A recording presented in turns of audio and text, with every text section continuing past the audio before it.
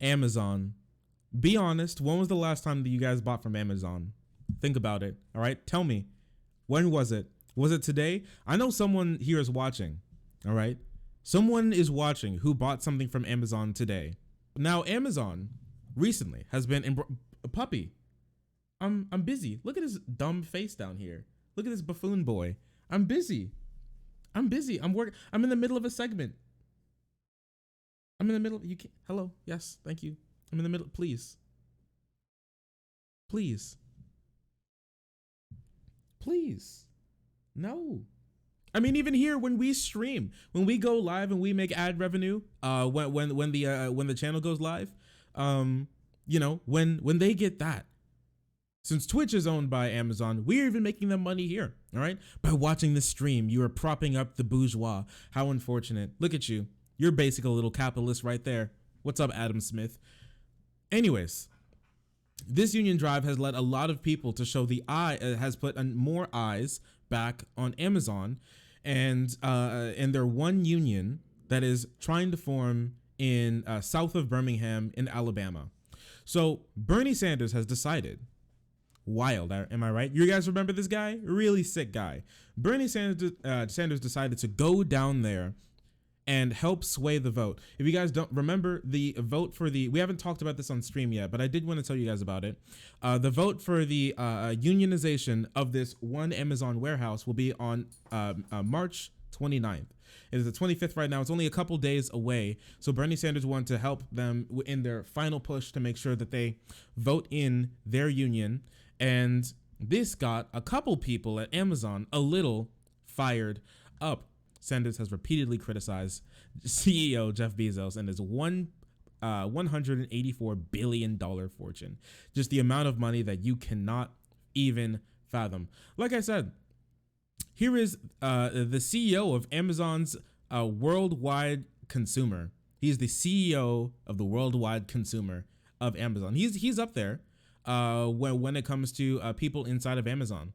And he made a little statement. He's like, hey Bernie, come down. Let's see what a progressive workplace Amazon is, and how well they treat their employees. I often say we're the Bernie Sanders of employers, but that's not quite right, because we actually deliver a progressive workplace. They said they did a $15 minimum wage and they have a safe and inclusive work environment.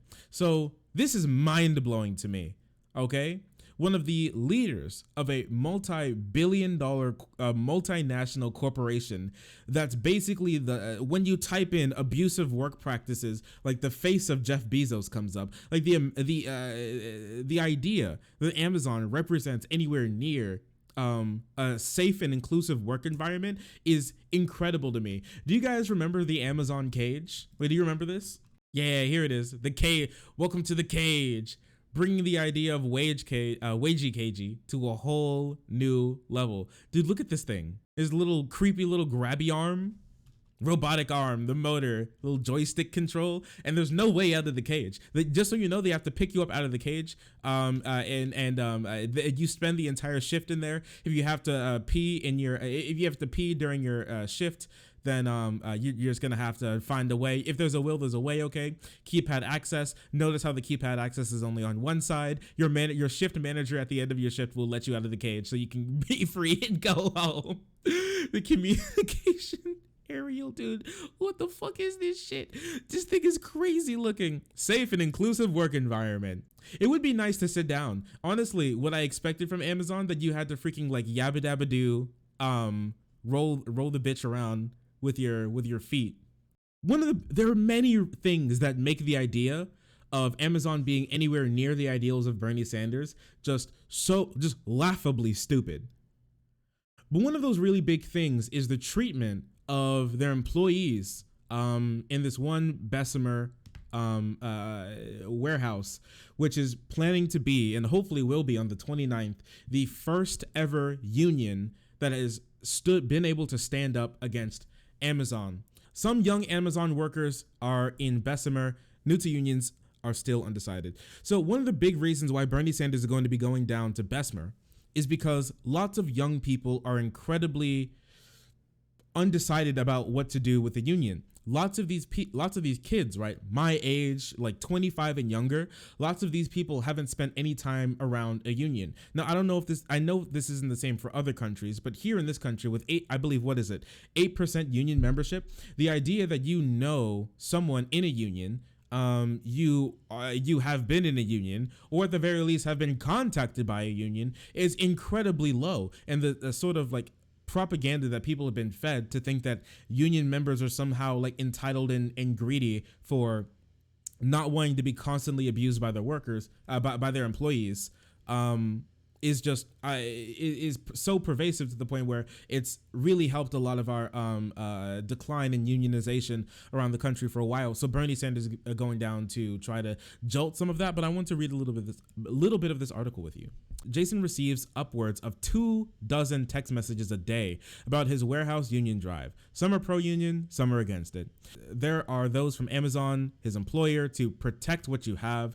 Then there are messages from the retail, wholesale, and department store union known as RWDSU, urging him to use his vote to pave a future for himself and the 5,805 workers across the colossal Amazon warehouse in Bessemer, Alabama. When he goes into work, Jason is confronted with the no vote signs blanketing the 855,000 square foot building known as BHM1. And the signs are in the break room, at the workstations, and even in bathroom stalls.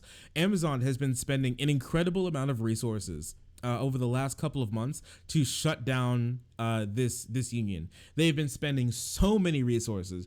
Amazon executives have gone there. They've held meetings. I believe if I remember this, they were people were like picketing outside of the warehouse on like a street corner, and they actually had the city come change the timing of the signs so people would be there of the stoplight, so people would be standing there for a short amount of time, so the union members would have less of an opportunity to speak to people who are coming in and out of work and who like stop at the light.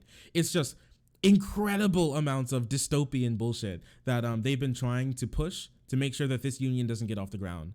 The 20-year-old stower, responsible for lifting boxes and scanning them for process in his grueling 10-hour shift, is part of a sizable group of younger non-committal BHM1 workers. Their votes and abstentions could determine the outcome of the most closely watched American union election in decades. Jason, who is black, is sympathetic to the union effort, but admits he is unfamiliar with the unions, which has delayed his decision.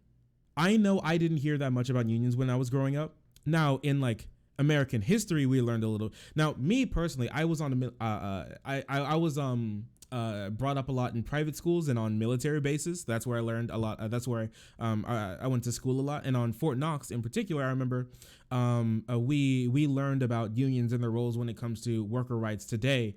But that was really it. When I was looking for jobs and everything like that, I wasn't contacted by a union. I didn't even really, when I was less politically active, I didn't even think about a union. And that's an amazing thing for lots of employers and lots of massive companies for you to not think about one of the best and only tools you have to collectively bargain for a better life for yourself.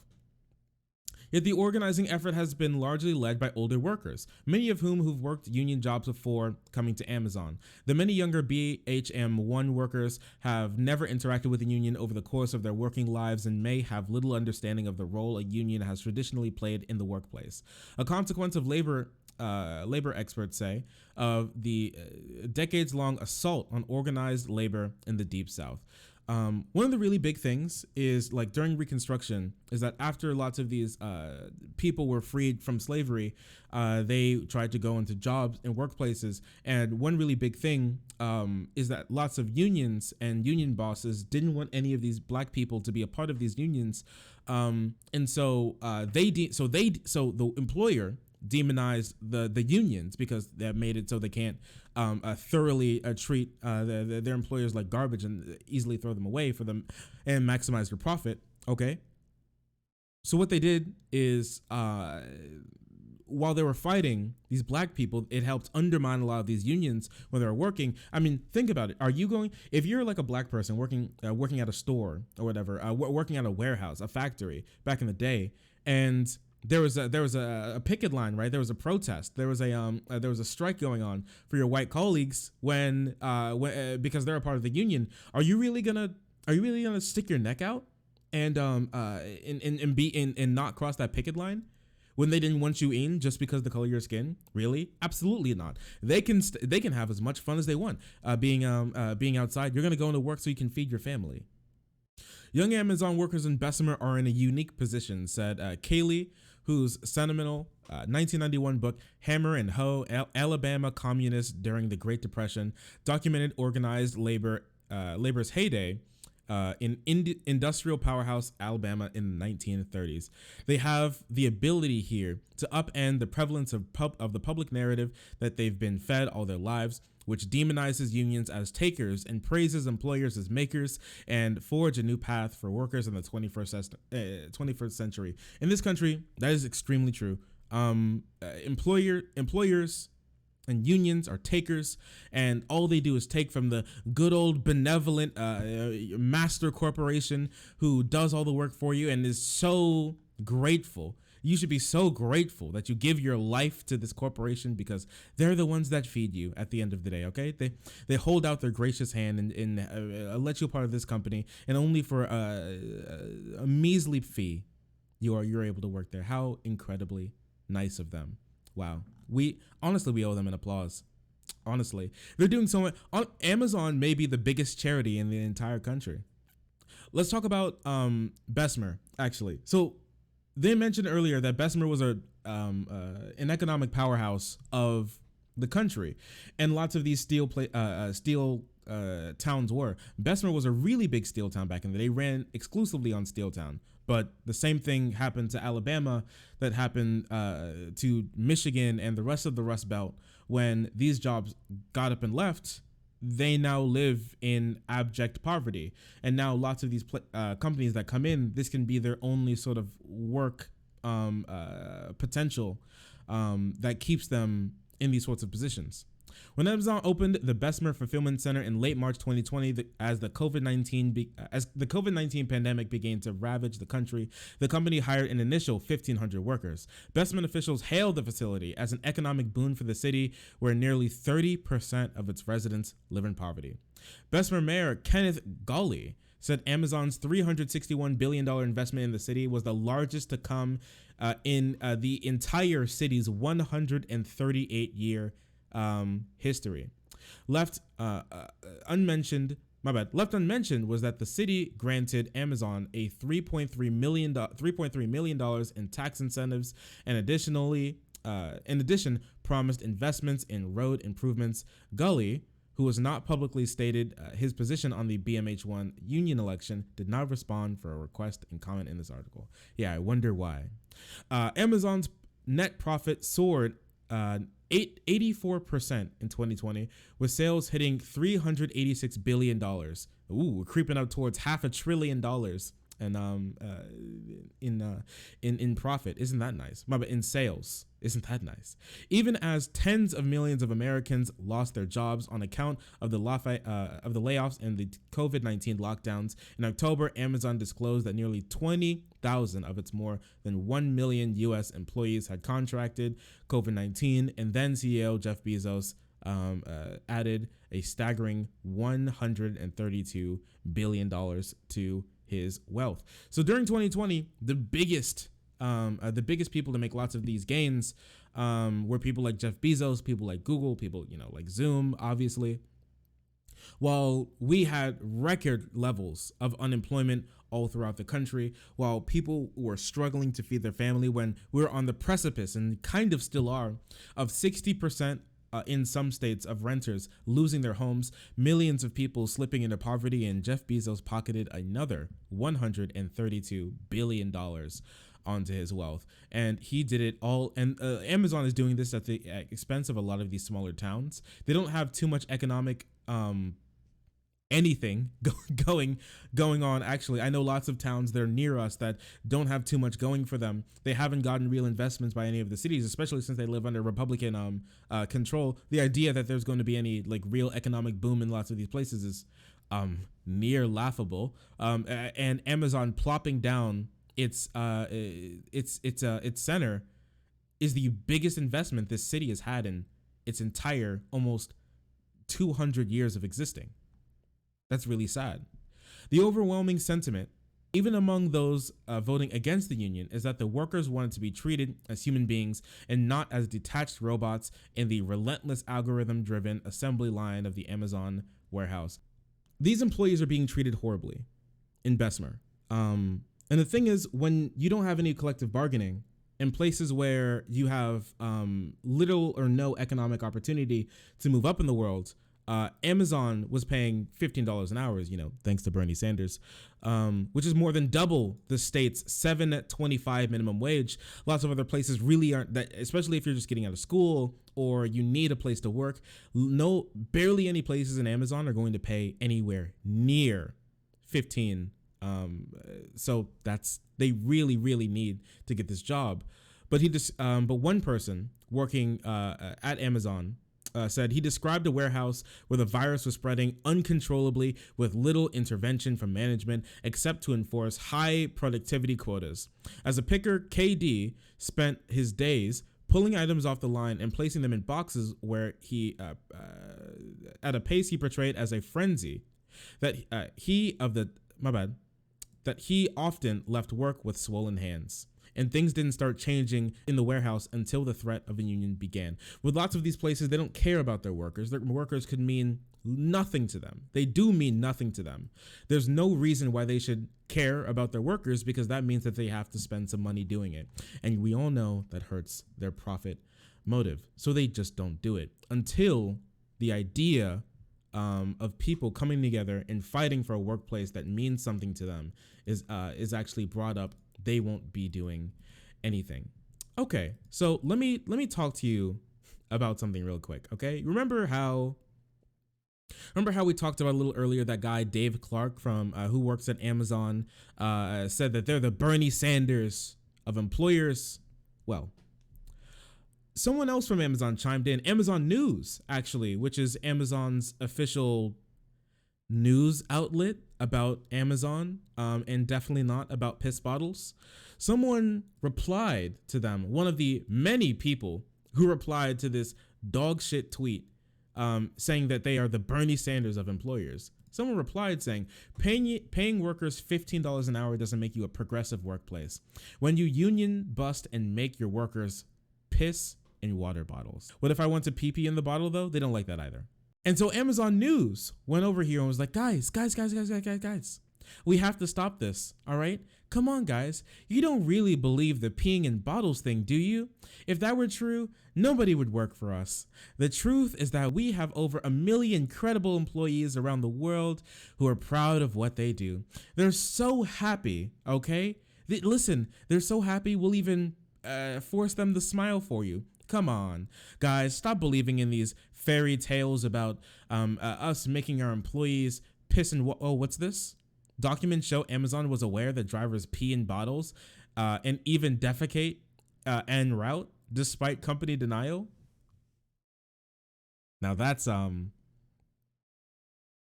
interesting, isn't it? Ask Amazon how many pee breaks their employees get. Amazon spokeswoman's forehead sweating profusely. So, okay, so just so you know, your Amazon driver, when he hops back into his car, may have like a happy sack of poop like under the under the seat or something, which is always makes me feel good about the random things that we may buy on Amazon, even though Amazon denied any of their people piss in bottles, because that's a really bad look. Amazon workers with whom this Intercept author spoke to said that the practice was so widespread due to the pressure to meet quotas that managers frequently referenced it during meetings and informal policy documents and emails, which were provided to the Intercept. One document from January marked as Amazon Confidential details various infractions by Amazon employees, including public urination and public defecation. Now, me personally, okay, I think that there's something wrong when you guys have to write up an entire document in your board meetings about how it's a massive problem about them pooping while while trying to deliver packages and in this and in the fulfillment center. Okay, this is not okay. Unprofessional behavior, public urination, defecation, or public indecency. So yeah, they wrote down all of these sorts of things that Amazon employees do to try and fix them. And at the top of the list, very top of the list, number one, public urination and defecation. Wow, I don't know. You say you don't really believe that peeing in bottles thing, do you? I don't know. Do you? It seems like you really do, actually, that you had to write something up about it. So one person has said, and they also got, so one person who was working with this Intercept author gave them a screenshot of an email that they got from their manager that said, "We've noticed an uptick recently of all kinds of unsanitary garbage being left in bags. Used masks, gloves, bottles of urine." The email continues, "By scanning the QR code on the bag, we can easily identify the DA who was in possession of the bag last. These behaviors are unacceptable and will result in tier 1 infractions going forward." Listen, okay? You know what's unacceptable? The fact that your employees have to can't find time to use the bathroom, so they have to piss and shit in bottles and in bags to be able to work. What's wrong with you? Like, you can't have a single bathroom break. What's happening? Please communicate this message to your drivers. I know if it may seem obvious, but if something like something that you shouldn't have to coach, but please be explicit when communicating the message that they cannot poop or leave bottles of urine inside the bags. I guess, man, it really sounds like this is becoming a real problem, It happens because we are literally implicitly forced to do so. Otherwise, we'll end up losing our jobs for too many undelivered packages. So these quotas are so tight, so strict, all right? And you're so punished and so overviewed that the possibility of you stopping and being able to use the bathroom just is not something that you can do. And so what are you supposed to do? Just like explode via piss and shit? All right? What are you going to do? Piss your pants? Shit, maybe? Maybe piss and cum? What are you going to do? Well, you're going to have to do one of them. In the email that Brown, this is the person that they were talking to, that Brown received from her manager in August, has a section titled urine bottle and states, "In the morning, you must check your van thoroughly for garbage and urine bottle." Wait, for garbage and wait, it's not even a urine bottle. It's the urine bottle. You know, the one, the piss bottle. You got to clean it out. Make sure that you guys get the piss bottle out. It's like a thing that just happens now. It's part of the culture, the piss bottle. If you find a urine bottle, please report it to your lead supporting staff or me. Vans will be inspected at the end of your shift and debriefing. This has gotten more intense, employees say, as Amazon has seen an enormous boom in package orders during the coronavirus pandemic. Amazon employees and their performances are monitored closely by the firm's vast employee surveillance arsenal, that they are constantly in fear of falling short of their productivity quotas. Data from these cameras can be used by Amazon in the event that of any incident on the road. We have had several bad incidents, stolen vans, drivers leaving piss bottles, etc. in vans. The employee said, "Every single day of my shift, I have to use the bottom in the restroom to finish my route on time. This is so common that you'll often find bottles from other drivers located under the seats and in vans." The fact that Amazon would tweet that is hilarious. That's just so sad to think about. That they're treated that poorly. In lots of these places, there's barely any recourse, because now that they pay 15, and even if they didn't pay 15, with the job that they have, the idea of being in lots of places with low economic opportunity, the ability of you being able to find a better, more stable job is extremely low. The public reports that Amazon employees skip bathroom breaks originated in the 2018 book by the British journalist James Bloodworth. Holy crap, that's a fucking vampire name. James Bloodworth? Oh my gosh. Yeah, so this is not something that they did not know about, all right? They very, very much knew about it. This push for to make sure that unions don't become a part of the culture in America and Amazon in general is extremely wide reaching. Now, I know a lot of you guys are subscribed to a lot of the Twitch channels you guys watch, But some of you who aren't may have stumbled across a ad that Amazon put out that Twitch had to even take down because it was so bad. This is Amazon's anti-union ad that was so bad Twitch had to remove it, and they had to even put out a statement saying that that it never should have been put out. It was extremely bad. You guys want to see it? You want to see what this is like? Hey, 34-second ad that plays before some stream where some kid is trying to have a little bit of fun after his incredibly difficult 12-hour shift at an Amazon workplace where he plays Call of Duty with his friends before he cries.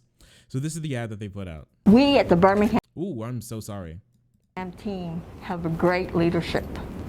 We really don't need anyone coming in and telling us what they want to give us, because basically we have everything we need here. Always wanted to work for Amazon. This is the only place I've seen that have benefits from day one. There's no waiting period. You got chances to advance. Vote no for the union? I would vote no. It's not needed. Vote no, we can do it without the dues. Oh my gosh. So that was I feel that one was so bad. Right? I felt like I was watching one of those like old corporatist movies where everyone is a company employee. It's like, you know, it felt like one of those dystopia movies. It was that bad. I don't want a union. I would never want a union, guys. I have everything I would ever need. There's no reason that I would want someone to come in and, you know, ruin the great thing that we have, right, guys? And this is what we're up against. Amazon is only one of many massive corporations out there looking to make your life worse, looking to own you, looking to make sure that working people don't come together for their own interest to forge a better path forward without the complete authoritarian rule that corporations have over our work environments, over our lives. The vote for a union in Bessemer, Alabama is one of the first, I really hope not the last, instances that we see workers winning against these corporations, taking power back from themselves and making the world a better place. Why isn't Amazon thought to sell bottles of bottled pee for a premium? If they did, they wouldn't view it as unfair treatment. Is their job duty? Oh yeah, that becomes a part of Amazon Basics, okay? Amazon Essentials, where you can just get your own pee bottle. It's one step above Belle Delphine's a bottle of Gamer Girl bathwater. Epic and Pog.